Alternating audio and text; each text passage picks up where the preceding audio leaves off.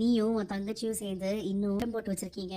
என்ன உண்மையை நான் கண்டுபிடிச்சேன்னு யோசிக்கிறியா? அபி எங்கேயோ ஒரு இடத்துல சந்தோஷமா வாழ்ந்துட்டு இருக்கான்னு தான் நான் நம்பிட்டு இருந்தேன். யாரோ சொல்லிதான் அவ ஜெயில இருக்காங்கிறதே எனக்கு தெரியும். 10 வருஷமா அவளை பார்க்காம அவ வாழ்க்கையில என்ன நடந்துச்சுன்னே தெரியாம தினம் தினம் நான் குழம்பி போய் நிக்கிறேன். நீ பாட்டுக்கு என்கிட்ட வந்து திட்டம் அது இதுன்னு பேசிட்டு இருக்க. நீ அவளை அதுக்கப்புறம் பார்க்கவே இல்லையா? இல்லையே. அதனாலதானே உன்னை பார்க்கும் போதெல்லாம் வந்து உன்கிட்ட அவளை பத்தி விசாரிச்சுட்டு இருக்கேன். தயவு செஞ்சு இப்பயாச்சும் சொல்லு, அவளுக்கு என்ன ஆச்சு? நீ எதை கேக்குறதா இருந்தாலும் அவகிட்டதான் இப்ப கேட்கணும். நான் செஞ்ச ஒரே தப்பு அவளை கல்யாணம் பண்ணிக்கிட்டது மட்டும்தான். அபிய அவ அண்ணன் கூட போய் ஜெயில பாக்கலனா அப்ப கர்ணா சந்தேகப்பட்ட மாதிரி அவ வேற யார் கூடவோ சேர்ந்துதான் சதி பண்றாளோ? காஞ்சனா அப்ப அன்னைக்கு என்ன சொல்ல வந்தாங்க? ஒண்ணுமே புரியலையே. உங்க ஃப்ரெண்ட் வெற்றிக்கு நீங்க ஏன் இன்னொரு கல்யாணம் பண்ணி வைக்கிறத பத்தி யோசிக்கவே இல்ல? ஒருவேளை உங்க ஃப்ரெண்டு அவரு கல்யாணம் பண்ணிக்கிட்டு வந்த அந்த கிரிமினலோட நினைப்பிலே வாழ்றாரோன்னு சந்தேகம் எனக்கு. அதான் கேட்டேன். நான் உயிரோட இருக்கிறதே கர்ணாக்காக மட்டும்தான். இதான் நீங்க கேட்ட கேள்விக்கான பதில். நானும் எவ்வளவு தடவை ட்ரை பண்ணி பார்த்தேன் ஸ்வேதா.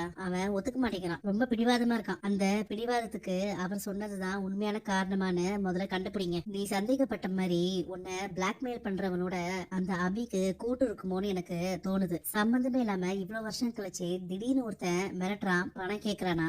அது மட்டும் இல்லாம அந்த அபிய வெளியே கொண்டு வருவன் வேற சொல்றான். இதை நம்ம ஈஸியா எடுக்க கூடாது. நான் அப்பவே அவளை போய் ஜெயில பாத்திருப்பேன். நீதான் என்ன தடுத்துட்ட. நான் இல்லாம நீ அவளை போய் பார்க்கவே கூடாது வெற்றி. சரளா, அபிக்கு நீ செய்யற ரவா லட்டுனா ரொம்ப பிடிக்கும். நான் அவளை போய் பார்க்கும்போது நீ கொஞ்சம் செஞ்சு தரியா? அவ செஞ்சுட்டு போன காரியத்துக்கு ரவா லட்டு ஒண்ணுதான் குறைச்சலா?